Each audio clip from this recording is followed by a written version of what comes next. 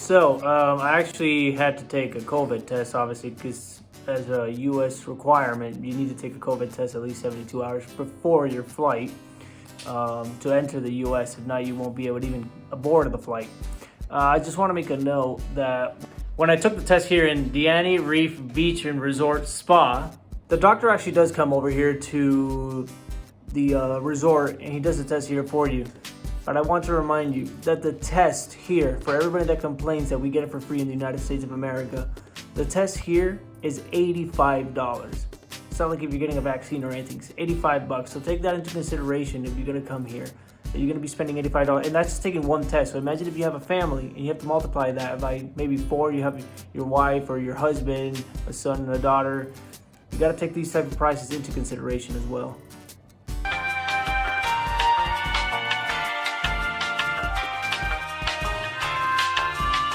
So I just actually arrived from Mombasa.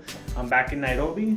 I'm gonna be here for about 12 hours. So instead of actually staying at the airport for 12 hours, I actually booked an hotel where I can stay here for at least a good, let's say 9 hours or so. I'm gonna sleep for a little bit, go and have lunch somewhere, rest, and then I'll head out. And then I'll be taking my flight from Kenya back to the USA. New York. Quick update. I'm actually leaving Kenya right now, and we're gonna head back to the US. We're gonna head towards JFK.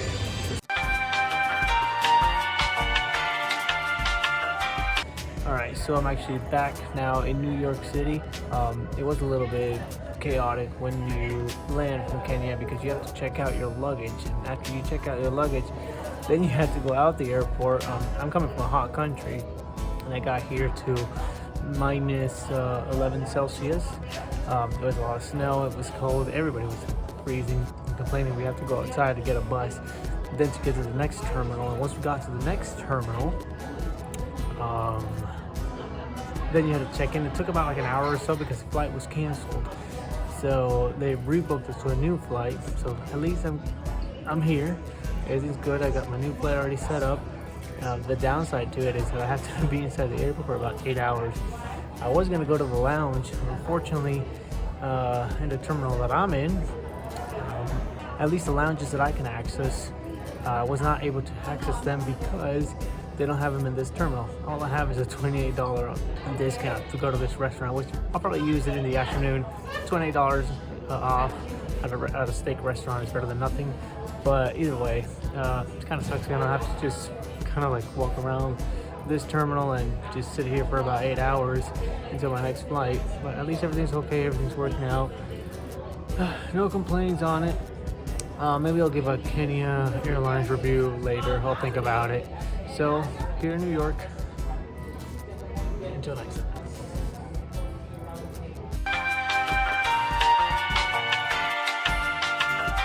I'm actually still right now in North Carolina. We had a delay about 1 hour from New York from my flight, even though it was canceled the first time, and now I missed my flight. So I got rebooked for another flight later, and it was about 2.5 hours more wait time. And right now, alright, so now after 2.5 hours waiting in North Carolina, we're gonna go now back to Chattanooga, Tennessee. Hopefully there's no more delays.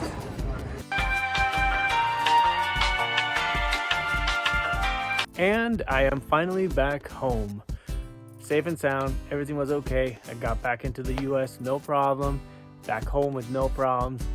I actually want to thank everybody that saw all my videos. And if you did enjoy it, please like it, please subscribe. Send me your comments, your thoughts, your questions. I'll try to get to as many questions as possible.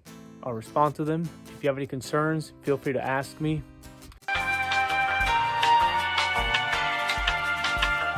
I would actually like to give a review to the Kenya Airlines. In terms of staff, they were very friendly, they were very kind. In terms of the airplane, at least I flew economy, and those seats were really, really tough. There was like no cushion to it. It was really hard, really rough. One thing I did notice as soon as I entered the airplane, it had a very particular smell. It smelled like wet feet. It wasn't very soothing. It smelled like of moisture. There was a lot of like moisture to it. In terms of food, it was very bland, tasteless. In terms of the bathrooms, they were very dirty, but I guess that's usually because people that they don't clean up after themselves. But everything looked a little bit outdated. The entertainment system had very old movies. It didn't have a lot of selections on it. Overall, I would give Kenya Airlines a 2.5 star out of 5, just because the staff was friendly, because they were actually kind and courteous, and they were actually helpful. And once again, thank you so much for watching my videos. I'll be making more content like this. Promise I'll be getting better to it. Please remember to like, subscribe, and I'll see you on the next trip. Shout out to the host, the Richter. This the Richter show, the Richter show.